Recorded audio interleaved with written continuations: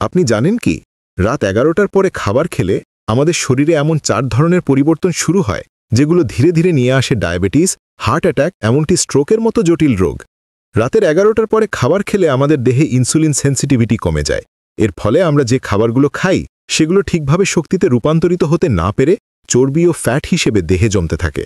এই চর্বি রক্তনালীতে জমে যেতে থাকে, যার কারণে তৈরি হয় অ্যাথেরোস্ক্লেরোসিস নামের এক ধরনের রক্তনালী রোগ, এবং ধীরে ধীরে সেটি আমাদের হার্ট অ্যাটাক ও স্ট্রোকের মতো জটিল রোগের দিকে ঠেলে দেয়। শুধু তাই নয়, রাত 11টার পর খাবার খেলে হজমের প্রক্রিয়াটাও অস্বাভাবিক হয়ে যায়। খাবার লম্বা সময় পেটে থেকে যায়, যার কারণে দেখা দেয় গ্যাস, পেট ফাঁপা, অস্বস্তি ও ঘুমের সমস্যা। ধীরে ধীরে তলপেটের চর্বি বাড়তে শুরু করে, লিভার ও কিডনিও দুর্বল হয়ে পড়ে। ফলে শরীরের ওজন বাড়তে থাকে আর ডায়াবেটিসের ঝুঁকি বেড়ে যায় 3 গুণেরও বেশি। তাই আপনি যদি সত্যিই সুস্থ থাকতে চান, তাহলে চেষ্টা করুন রাত 10টার আগেই খাবার শেষ করতে, আর রাতের খাবার হোক দিনের খাবারের 1/3 পরিমাণে।